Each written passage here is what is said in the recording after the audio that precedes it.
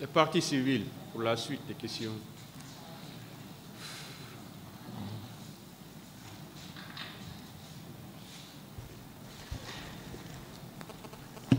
Je vous remercie, Monsieur le Président. Je remercie également Messieurs les assesseurs, Monsieur Ba. Avant mon questionnaire, je voudrais vous adresser mes remerciements pour avoir été le premier leader politique venir devant cette juridiction criminelle et livrer votre part de vérité dans les événements du 28 septembre 2009. Je voudrais aussi également exprimer ma satisfaction parce que si nous aujourd'hui et beaucoup de personnes avons bénéficié des avantages, des honneurs au niveau de l'OGDH, c'est parce que il y a eu des fondateurs, vous, Dr Sow et autres. Donc, à ce titre, je vous remercie. Mon questionnaire n'est pas beaucoup long. Je voudrais tout d'abord vous demander, est-ce qu'elle n'est pas en train, avec cette affaire, de lire une page de notre histoire, parce qu'il y a des pages qui n'ont pas été lues, à titre illustratif, les victimes du camp Boiro? Est-ce que ce n'est pas, on n'est pas en train de lire une page de notre histoire? La question. C'est affirmatif. Bien. Ne pensez-vous pas que c'est une victoire pour les victimes, les organisations de défense des droits de l'homme nationales et internationales et des personnes anonymes, le fait d'ouvrir ce procès? C'est une victoire historique pour la Guinée tout entière. Bien. Je vais revenir sur les événements douloureux. Parce que mes confrères de la défense, le parquet, ici la partie civile, pour éviter des répétitions. Est-ce que, quand même, l'origine de ces événements, c'est parce que le président d'alors, le chef de l'État, dans des discours a voulu exprimer qu'il allait se présenter à la présidentielle de 2010. C'est affirmatif. Bien. Entre manifester, même si c'est interdit, tuer et commettre des viols, des tortures, des détentions illégales, qu'est-ce qui est plus grave parmi ces infractions? C'est le fait d'ôter une vie humaine. Très bien. Monsieur Ba, n'est-ce pas que les faits qui ont été commis au stade et les jours qui ont suivi, ce sont des faits commis par les éléments de l'armée, les agents de la gendarmerie et de la police et de certains civils. N'est-ce pas cela? C'est affirmatif. Bien. convenez-vous avec moi que c'est une population civile qui a été attaquée au stade, C'est réel. qui n'était pas armée? Bien. N'est-ce pas la question de soutenir que ce sont les manifestants qui ont commis ces crimes? Alors, la question que je vais vous poser, est-ce que ce n'est pas une mission régalienne de l'État, des cours et tribunaux, si ce sont les manifestants qui ont commis ces crimes, de les rechercher conformément à la loi et que ces personnes-là soient jugées? C'est affirmatif, ça doit être la règle. Bien. Je voudrais vous demander, est-ce que vous êtes informé que le réquisitoire du 10 février 2010, qui a déclenché l'action publique dans cette affaire, a visé à la fois le rapport national et le rapport international d'enquête des Nations Unies? Si vous avez cette information. Non, je ne l'avais pas. Bien. Est-ce que vous avez parcouru, si vous voulez, pris connaissance, ne serait-ce qu'en diagonale, comme certains le disent, le rapport international d'enquête des Nations Unies? En son temps, je l'avais lu avec attention. Ah, très bien. Est-ce que vous vous rappelez l'une des conclusions la plus importante dans ce rapport? Je ne cite pas, je donne l'esprit que les crimes commis au stade et les jours qui ont suivi, ce sont des crimes assimilables à des crimes contre l'humanité. Est-ce que vous êtes d'accord avec cette thèse, même si ça a été requalifié? N'étant pas juriste, mais j'ai compris l'esprit de cette qualification. Très bien.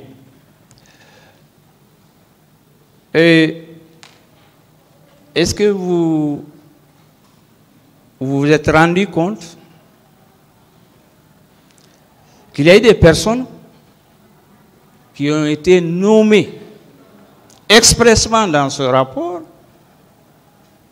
des personnes contre lesquelles la commission a recommandé qu'il y ait des enquêtes approfondies? Est-ce que vous avez pu parcourir ce passage dans ce rapport international d'enquête des Nations Unies? Affirmatif. Affirmatif. Bien. Revenons sur la question du commandant en chef des armées. Vous maintenez que ce qui engage la responsabilité du chef d'État d'alors, qu'a priori, il était le commandant en chef des forces armées, comme l'est aussi l'actuel chef d'État, comme l'a été toujours de façon générale depuis l'ancien Conté. Est-ce que vous êtes d'accord sur le plan hiérarchique, parce que c'est la sommité là? Vous êtes d'accord? Affirmatif. Eh bien, en toute logique, pour une question d'égalité, d'équité et de justice, après le chef de l'État, d'alors bien entendu, même actuellement, qui doit en principe connaître, administrer, gérer au sommet, après le chef d'État, l'armée. N'est-ce pas? C'est le ministre de la Défense, en principe. Affirmatif. Très bien. Ne voyez-vous pas que le ministre de la Sécurité d'alors, que Dieu lui accorde le paradis, a été inculpé? S'il vivait et serait ici, que Dieu lui accorde le paradis, lui pardonne et nous pardonne. Ne pensez-vous pas, compte tenu de l'égalité consacrée en ce moment dans la Constitution et dans les textes ordinaires, je vais vous nommer ici le Code de procédure pénale en ce moment de 1998, en toute logique, pour une question d'équité, que ce général devrait être quand même devant cette juridiction, tout en lui reconnaissant la présomption d'innocence, en principe, parce que question d'équité. Affirmatif. Bien. Et maintenant, je vais revenir, je vais finir bientôt. Lors de votre première audition, sauf si je n'ai pas bien entendu, si je me suis trompé, vous pouvez me rectifier. Est-ce que vous confirmez que le commandant Toumba Diakité était avec des éléments au stade du 28 septembre 2009, le lundi? Affirmatif. Bien. Est-ce que vous êtes d'avis avec moi, quand même, que le commandant Toumba, en ce moment, c'était un homme influent au sein de l'armée guinéenne? Est-ce qu'on peut dire, quand même, ces éléments-là pouvaient obéir au commandant Toumba? Ça, je demande votre avis. Hein. Il m'est difficile de me prononcer, ne connaissant pas les rapports internes qui existent entre ces forces. Bien. Je vous remercie pour vos réponses. Et le colonel Moussa Tchevoro qui est là, et le commandant Pivi, ainsi que vous-même, vous avez déclaré qu'ils vous ont sauvé, n'est-ce pas? C'est vrai, non? A posteriori, ce fut le cas. Bien. Monsieur Ba, je n'ai rien contre les accusés qui sont là. Mais est-ce que le fait de soutenir, ils étaient venus sauver les leaders, ne pensez-vous pas que ça c'est un alibi pour masquer ce qui a été commis? Il m'est impossible de me prononcer. Bien. Est-ce que c'est après les tirs, les coups et blessures, et tout ce que vous avez vu, la femme qu'on était en train de dénider, est-ce que c'est quand même après quelques tueries ou massacres qu'ils sont venus vous sauver, vous les leaders? La manière dont les choses se sont passées, et principalement par rapport à l'arrivée du commandant Toumba Diakité, c'est comme si son mobile, c'était de faire sortir les leaders politiques qui étaient à l'intérieur du stade. C'est comme ça que je l'interprète. Par la suite, en ce qui nous concerne, M. Diallo Sellou et moi-même, des circonstances, j'allais dire particulières, nous ont permis d'être sauvés par le colonel Tchebourou. Bien. Et en vertu du principe d'égalité et de l'égalité, c'est-à-dire la loi, est-ce que le commandant Aboubacar Diakité et le colonel Moussa Tchebourou Kamara, est-ce qu'ils ne pouvaient pas, pour les autres citoyens, parce que je me réserve de les appeler des citoyens lambda, des citoyens ordinaires, les autres citoyens, parce que nous sommes tous des citoyens, pourquoi, bon, c'est votre avis, est-ce qu'il ne fallait pas faire appel ou prendre des dispositions qu'au même moment, en sauvant les leaders pour des cliniques ou des centres de santé et des hôpitaux, est-ce qu'il ne fallait pas au même moment prendre des dispositions, soit de sauver ces citoyens ordinaires, soit d'arrêter le massacre, parce que, en principe, à bon droit, une vie n'est pas supérieure à une vie. Est-ce qu'il ne fallait pas, même après votre sortie du stade, prendre les dispositions pour arrêter les viols qui se commettaient et les crimes qui se commettaient, en toute logique? En toute logique, il ne fallait même pas qu'il y ait des forces de défense et de sécurité avec l'intention d'agresser les citoyens. Il fallait laisser simplement la manifestation se dérouler tranquillement. Et on n'aurait pas eu tout ça. Bien.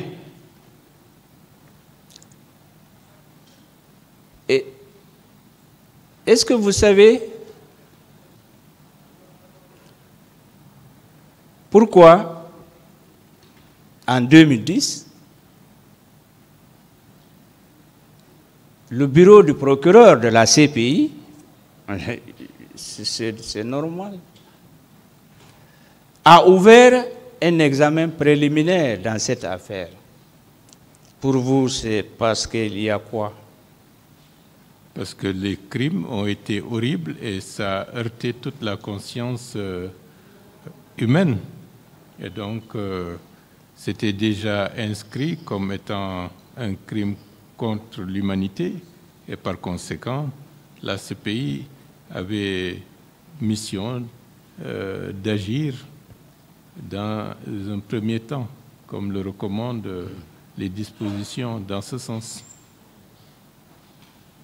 Bien, je vais terminer. Est-ce que vous êtes d'accord avec moi que si notre justice réussit ce procès, c'est-à-dire que une justice équitable,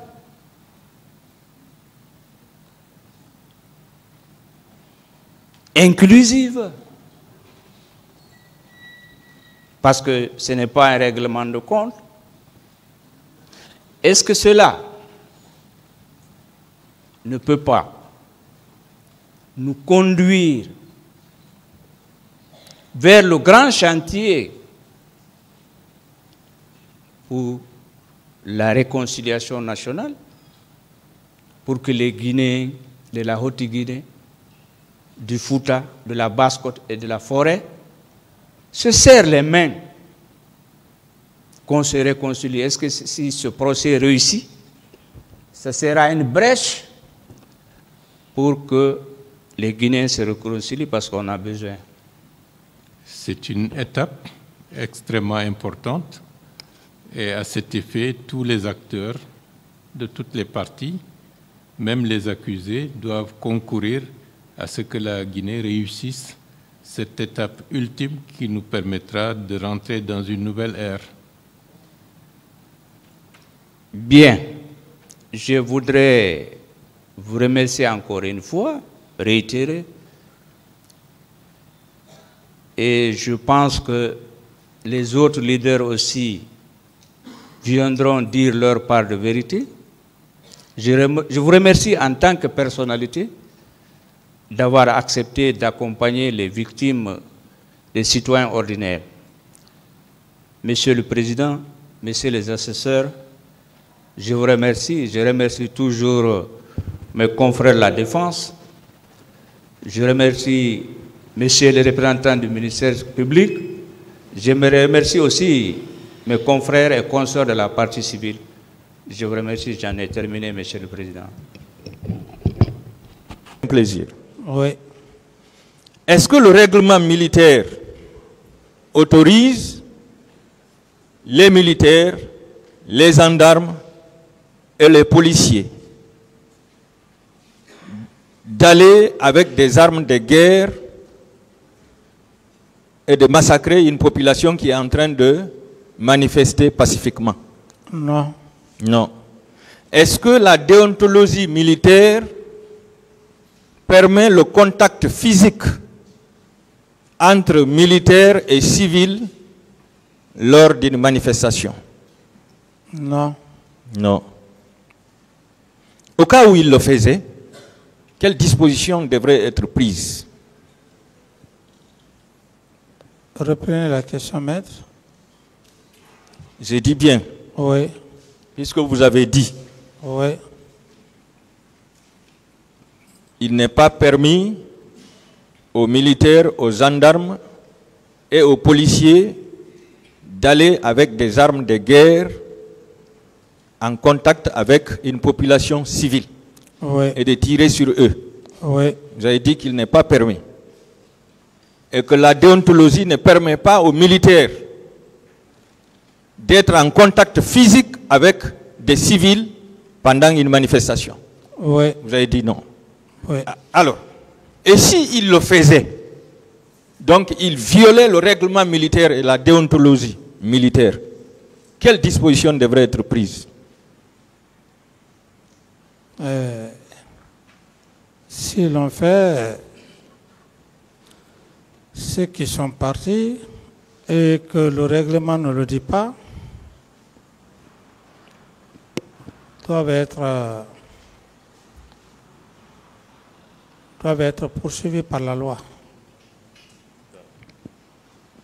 Est-ce que, selon vous, Monsieur le Président, un homme normal qui a toutes ses capacités mentales pouvait commettre un tel massacre et de tels cas de viol?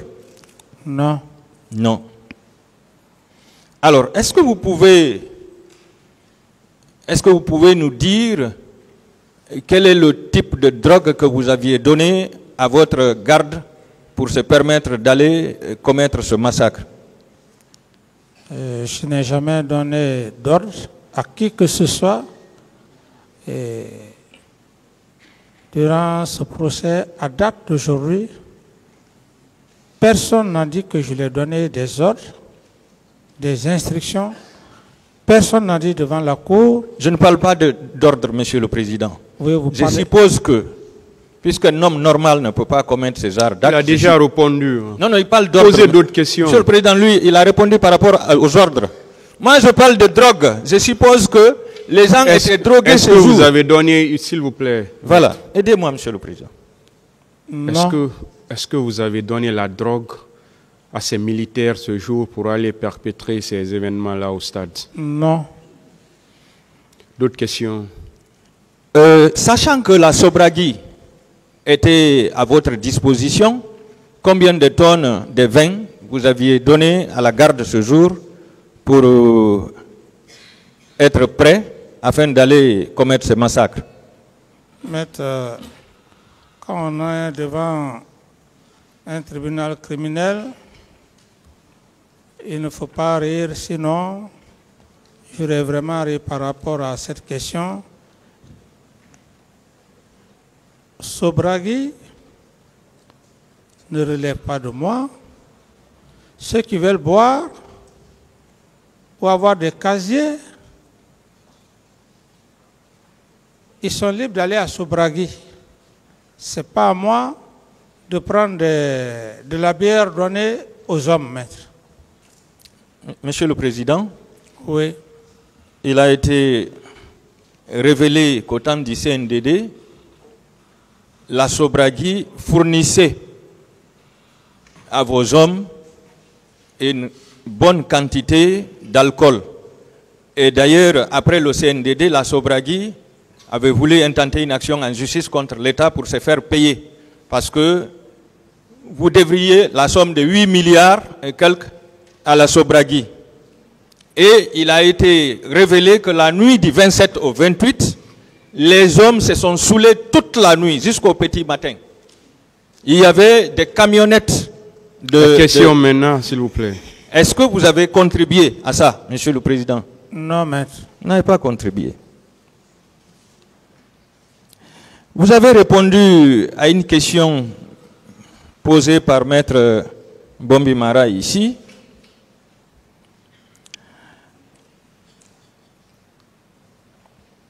En disant que aucun de vos ministres ne peut poser une quelconque action sans se référer à vous. Oui, dans le cadre normal. Dans le cadre normal. Pas dans le cadre normal et dans le cadre du 28 septembre. Et aucun ministre ne peut prendre un acte. Je n'ai pas fini, Monsieur le Président. Oui, posez votre question. Et pour corroborer ça, tout le monde avait vu votre réaction contre votre Premier ministre lorsque ce dernier avait rencontré la direction des mines de, comment on appelle, la société de mines qui se trouve à Cancan, celle qui extrait l'or. Tout le monde avait vu votre réaction. Vous êtes allé jusqu'à dire que le Premier ministre n'était pas culotté pour entretenir la question. Alors, est-ce que cela veut dire, Monsieur le Président, que les actes posés par vos ministres au stade le 28 septembre, ces actes ont été précédés de votre accord? Non. Je veux parler du ministre Pivi et du ministre Tchebourou. Est-ce que cela veut dire que vous aviez donné votre accord pour qu'ils partent au stade commettre les actes qu'ils ont commis? Et pour, avant de répondre à votre question, j'estime que moi j'ai du respect pour mon Premier ministre. Et il y a des termes, il ne mérite pas. Et donc, si vous parlez des faits qui font trait aux événements du 28 septembre, j'estime que c'est bien, mais aller dans un autre sens, maître, je suis vraiment désolé. Et par rapport à votre question... D'accord. Non. Non. Oui ou non, vous aviez prévenu M. Sidi Touré qu'il serait responsable de tout ce qui adviendrait au stade? J'ai suffisamment parlé de ça, je n'ai plus de réponse à cette question, maître. Alors, en tant que patriote honnête et sincère, pourquoi vous n'avez pas dit à M. Sidia cette nuit-là, attention, il y a un massacre qui est prévu là-bas, je voudrais que vous informiez à tous vos collègues des forces vives de ne pas aller pour sensibiliser la population? Pourquoi vous avez caché la vérité à M. Sidi Touré ce jour qu'un massacre allait se perpétrer au stade? Oui, maître, puisque je ne suis pas Dieu pour savoir ce qui peut se passer, même au sortir d'ici, ou tout au moins, c'est seul Dieu qui sait ce qui peut se produire. D'où, par conséquent, je n'ai pas de réponse à cette question, maître. D'accord. Puisque vous n'aviez pas répondu sur la menace que vous aviez faite à M. Sidi Touré, est-ce que vous savez que vous avez sciemment mis à exécution cette menace dans la journée du 28 septembre? Non. Non. Est-ce que c'est à cause de cela que vous avez envoyé le ministre Tcheboro pour protéger les leaders, certains leaders politiques en guise de sapeurs-pompiers? Je n'ai jamais envoyé ni ordonné le colonel Tcheboro. Le colonel Tcheboro, il a été très clair ici. C'était dans le but de sensibiliser, et comme il avait toujours l'habitude de le faire, donc sa mission au stade, je n'avais pas besoin de lui donner des ordres. Vous avez apprécié, comment dirais-je, ce que le colonel Tcheboro a fait au stade en disant qu'il était allé pour sauver les leaders politiques. Est-ce que vous appréciez de la même façon le lieutenant Toumba Diakité qui a dit aussi qu'il était allé au stade pour protéger certains leaders politiques? Ouais, vous savez, maître, à ce niveau, moi je me suis fié aux déclarations des leaders. Et par rapport à ces déclarations, parce que c'était à chaud. C'était à chaud. Et si j'ai apprécié le colonel Tcheboro, je l'ai apprécié. Non seulement la déclaration faite par Feu Jean-Marie Doré, une déclaration où lui-même il avait vécu. Ensuite, dans leur narration de part et d'autre, où M. Toumba a dit clairement qu'il a vu M. Selou Dalin couché, il a dit, et il pensait qu'il était déjà mort. Le simple fait qu'il est resté auprès de cet homme, et le simple fait qu'il n'a pas trouvé la mort, le simple fait que Feu Jean-Marie Doré n'a pas trouvé la mort, ni aucun leader, lesquels il les a sauvés, c'est en ce moment que je vous ai dit, et je le dis, et je réitère, parce que Jean-Marie Doré, Feu Jean-Marie Doré, paix à son âme, a dit clairement, n'eût été le colonel Tcheboro. D'accord. Et même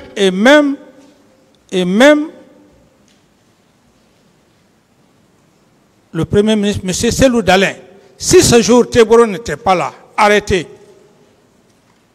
et s'il aurait perdu la vie, tout comme M. Feu Jean-Marie Doré, est-ce qu'on serait là aujourd'hui en train de parler? Ce serait autre chose. C'est dans ce contexte que j'ai parlé du colonel Tcheboro. Je ne l'ai pas inventé. En même temps, Monsieur le Président, Lounse Nifal, Mouktar Diallo et Sidi Touré affirment que c'est Toumba Diakité qui les a sauvés. Est-ce que vous faites la même appréciation? Moi, ici, je ne rentrerai pas dans les appréciations. Et les appréciations, c'est à la Cour d'apprécier. Je suis un accusé. Je n'ai pas besoin de faire l'appréciation de tout le monde. Si ça me plaît, je donne l'appréciation. Si ça ne me plaît pas, je laisse soin à la Cour de faire l'appréciation. Je ne suis pas un juge. Est-ce que ça vous Moi-même, plaît? je suis jugé ou je dois être jugé. Est-ce que ça vous plaît? De donner l'appréciation. Je peux le faire, tout comme je peux ne pas le faire. J'ai ce droit de le faire, tout comme je peux ne pas le faire. D'accord. Vous avez fait le 2 poids 2 mesures, il n'y a pas de problème. Et venons au niveau de la confrontation. Pourquoi vous refusez la confrontation avec Toumba Diakité? Mais, vous dites que je refuse. Pour quelle raison vous refusez? Non, mais vous parlez, vous dites, la confrontation dont vous parlez, il y aurait confrontation. Cela dépendra effectivement de la Cour. Il y aurait confrontation lorsque Toumba disait que c'est le président Dadis qui m'a envoyé au stade. Un. Deuxièmement, il y aurait eu confrontation. C'est pas ça, Monsieur le Président. Non, mais vous avez posé une question. Laissez-moi aller. Ne me donnez pas les conditions de la confrontation. Laissez-moi aller au bout de mes idées, Maître Espa. Laissez-le finir. Laissez-moi aller au bout de mes idées, Maître Espa. Deux, s'il aurait dit oui, le président Dadis à l'époque a donné des instructions à d'autres militaires, je pense que ça c'est ce qu'on appelle une véritable confrontation. Maintenant, s'il n'y a pas tout ça, la confrontation que vous vouliez, ça va se passer. Ensuite, j'ajoute un troisième aspect qui est extrêmement important. Si votre thèse est que confrontation et que M. Toumba aurait dit c'est le président Dadis qui m'a fourni des armes, c'est le président Dadis qui était en complicité avec moi, c'est ce qu'on appelle confrontation pour éclairer la lanterne de la Cour. Maintenant, d'autres questions? Je vous rafraîchis la mémoire. Toumba vous accuse d'avoir fourni des armes, un camion des armes. Question, maître, s'il vous plaît. Oui, c'est la question qui vient, Monsieur le Président.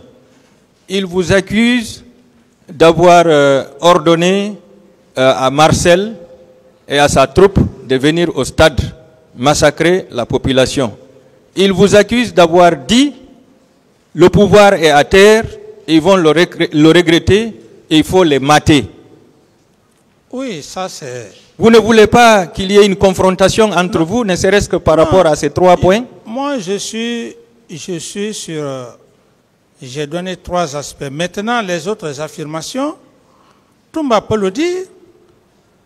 Une personne que tu as tenté de le tuer et que tu te rends compte... D'autres questions? D'accord. Cette question va être appréciée par le tribunal au moment venu. Est-ce que vous savez, Monsieur le Président, qu'en refusant cette confrontation, vous donnez raison à M. Toumba Diakité? J'ai dit, et je réitère, cette confrontation que vous êtes en train de faire, si la confrontation se passe, ça c'est des déclarations oiseuses qui ne sont pas fondées.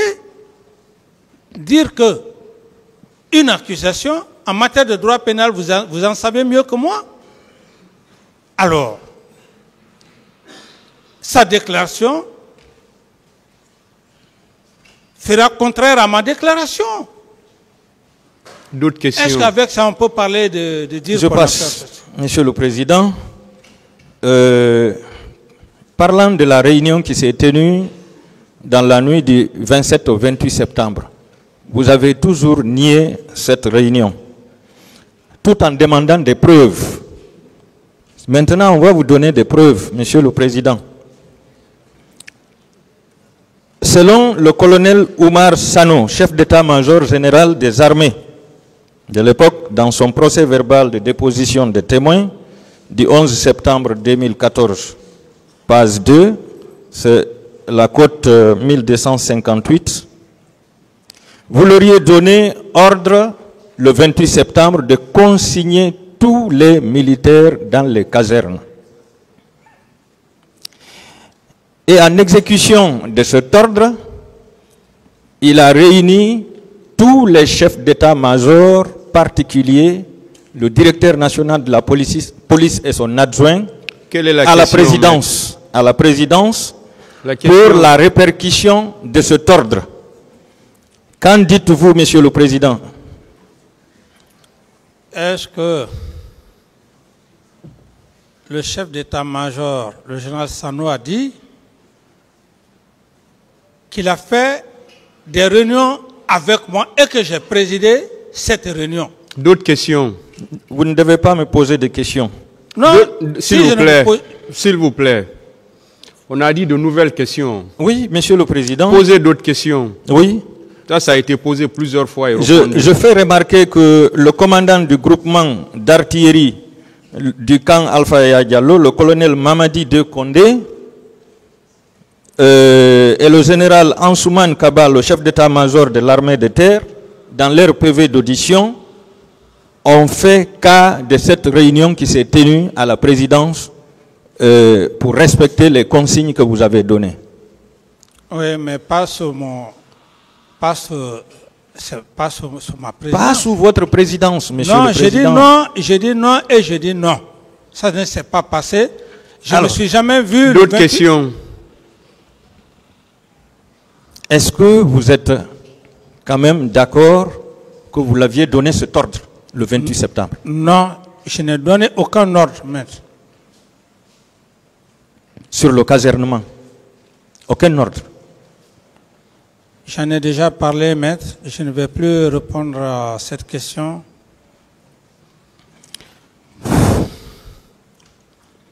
Asseyez-vous, maître.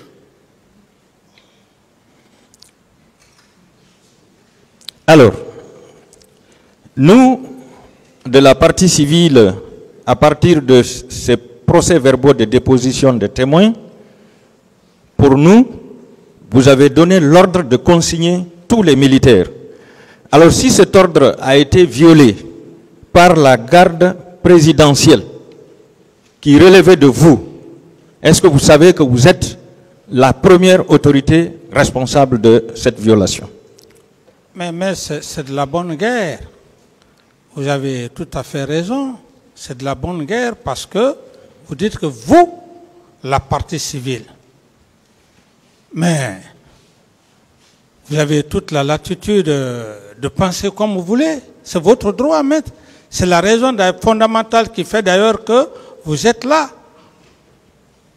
Ce qui ne veut pas dire que votre raisonnement, votre analyse est la même chose que la mienne, ou tout au moins c'est à la cour d'apprécier, maître. D'accord. Est-ce que vous êtes prêt à une confrontation avec ces autorités militaires d'alors qui ont déclaré que vous aviez donné ordre de consigner les militaires? Est-ce que vous êtes prêt à une confrontation sur cette question? Je n'ai aucun avis si la Cour estime. Monsieur le Président, je sollicite la comparution à titre de témoin assisté par ces autorités militaires que je viens de citer pour être confronté à M.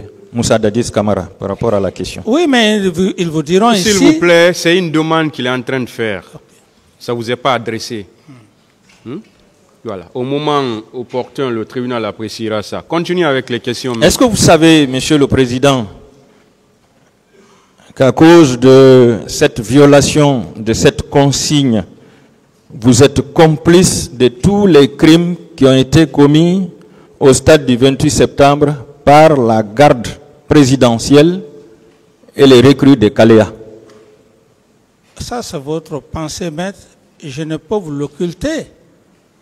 Mais je ne suis pas complice de qui que ce soit, maître.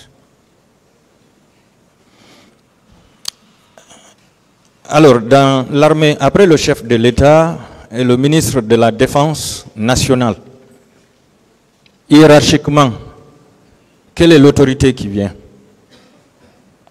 Je n'ai pas de réponse à cette question, maître. C'est le chef d'état-major général des armées, non? Je n'ai pas de réponse à cette Vous question. n'avez pas de réponse. D'accord. Moi, je vous précise que c'est le chef d'état-major général des armées. Est-ce qu'un recrutement peut se faire, un recrutement dans l'armée peut se faire sans la participation du chef d'état-major général des armées? Moi, ce n'est pas au chef d'état-major général des armées. À l'époque, s'il devrait y avoir un recrutement, c'est au ministre de la Défense. Il a la voie hiérarchique. Je n'ai pas besoin d'appeler le chef d'état-major général des armées. Il y a un ministre de la Défense. C'est au ministre que je me réfère, maître. J'ai dit sans sa participation. Ça, c'est autre chose. Puisque vous êtes de l'armée. Ça ne ressort pas de mes attributions.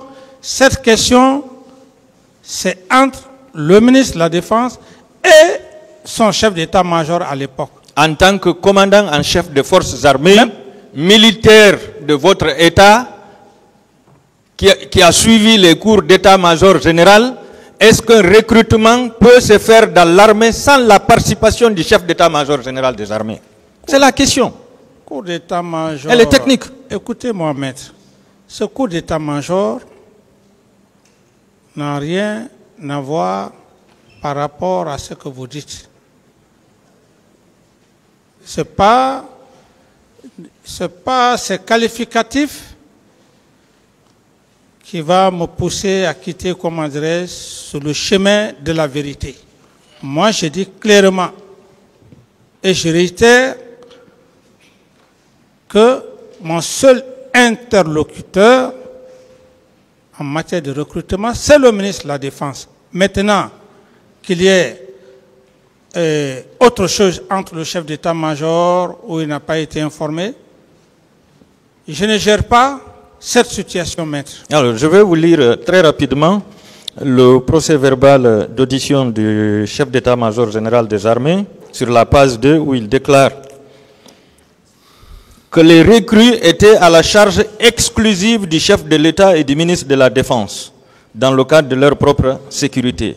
Il ajoute qu'il n'a ni assisté à leur recrutement ni à leur formation. Est-ce que vous êtes d'accord avec moi que ce recrutement était un recrutement clandestin? C'était une milice qui était à votre solde pour exécuter le sale boulot. Le ministre n'a jamais été à ma solde. La milice. Je parle des recrues. Laissez-le répondre. L'idée de milice que vous avancez, faites-moi sortir un seul élément ou un groupe de milices qui était à la solde de M. Camara. Autrement dit, si vous n'avez pas des preuves à date d'exhiber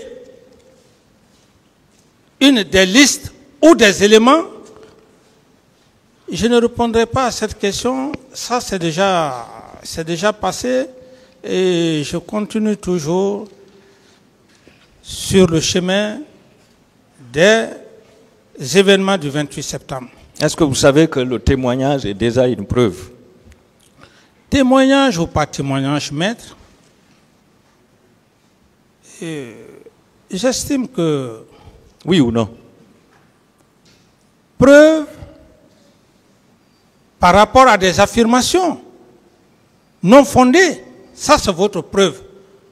Mais est-ce que votre preuve et ma preuve et celle de la Cour, c'est la même chose?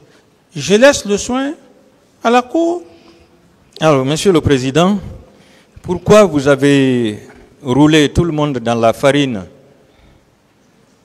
tant au niveau de l'instruction que devant ce tribunal, en disant que c'est votre chef d'opération, Feu Makambo, qui vous a réveillé le 28 septembre aux environs de 10 heures pour vous informer que la manifestation était en train de se dérouler, alors que Makambo même était au stade avec Marcel, Georges, et vous étiez avec Pivi et son groupe à Marokana.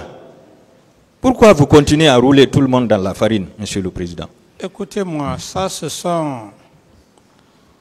sont des allégations que je ne vais plus revenir là-dessus. Le cas de Maracana, je suis un homme, j'ai déjà parlé devant le tribunal, Je n'ai plus besoin de revenir là-dessus. Ensuite, ce que vous dites, ça n'engage que vous, maître. Moi, je ne suis pas là. Peut-être vous pouvez dire que je suis en train de vous rouler dans la farine, mais je ne peux pas, je n'ai pas cette intelligence de rouler le tribunal dans la farine. Maître, avec tout le respect que j'ai pour vous, j'estime que cette cour, quelle que soit l'intelligence de qui que ce soit, ne peut rouler cette cour dans la farine. Et cette expression... Vous avez trompé tout le monde. C'est ça, rouler les gens dans la farine. C'est tromper tout le monde. Oui, c'est votre devoir, maître. J'estime que c'est votre devoir. D'autres questions? Vous pouvez dire tout ce que vous voulez, Monsieur le Président. mais je ne vous répondrai pas. D'accord. Je vous donne la preuve. C'est, comment dirais-je, le procès verbal d'audition de partie civile, côte 1096. C'est Madame Fanta Kourouma. Madame Fanta Kourouma était au stade. Elle a déclaré dans son PV, citation, à l'arrivée des jeunes de Bambeto, le portail a été cassé. Entre-temps, les militaires sont arrivés. Makambo a donné l'ordre de tirer sur les gens, ce qui fut fait. Plus loin, dans son PV, sur le questionnaire de son conseil, c'est Maître Moumini Diallo, elle précise qu'elle n'avait reconnu que Makambo lorsque ce dernier autorisait de tirer sur les gens. Et vous, vous avez fait croire à tout le monde que Makambo était avec vous à la présidence, pendant qu'il était au stade. Quelle est la question? Est-ce que vous êtes d'accord que Makambo était au stade avec ce témoignage? Je l'aurais dit devant la cour.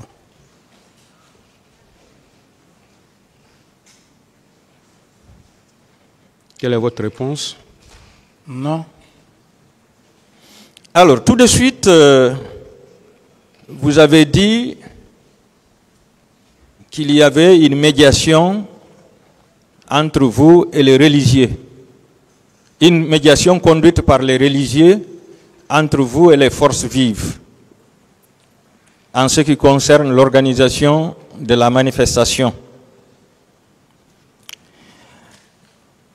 Alors, le feu Zamari Doré, paix à son âme, déclare dans son PV d'audition de partie civile, côte 964, page 2, qu'il avait appris et les leaders religieux, à savoir Monseigneur Gomez de l'église anglicane et feu Elhadji Ibrahima Ba, imam Ratib de la grande mosquée Faisal,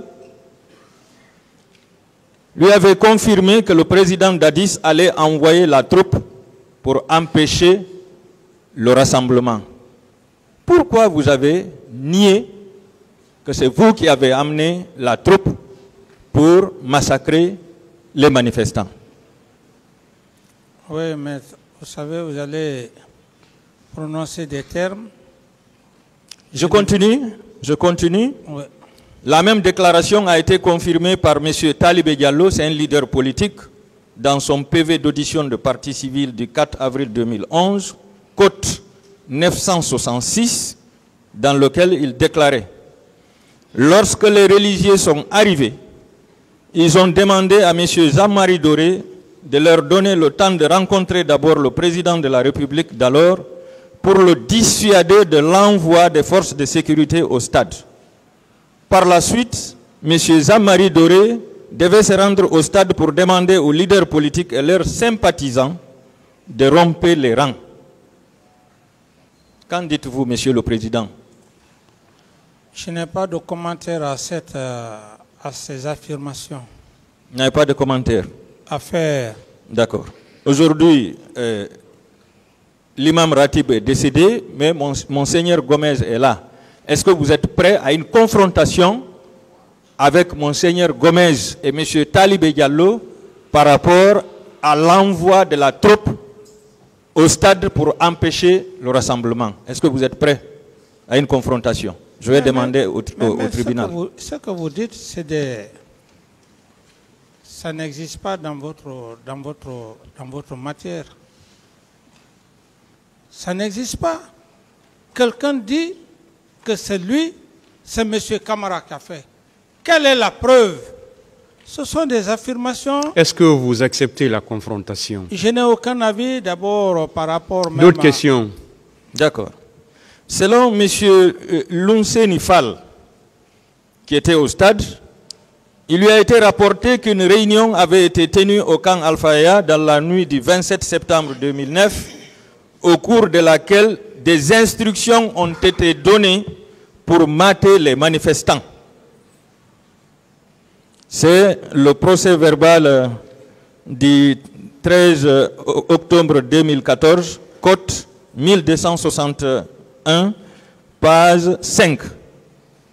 Est-ce que vous savez, Monsieur le Président, que vous avez commis ces actes et fait commettre ces actes avec préméditation? Non, maître. Est-ce que vous êtes prêt à vous faire confronter à ce dernier aussi?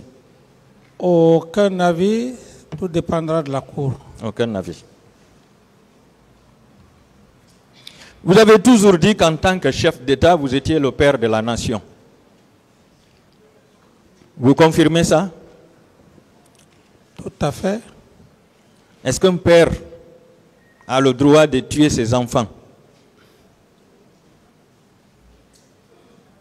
Est-ce qu'un père a le droit de tuer ses enfants ou d'ordonner de tuer ses enfants?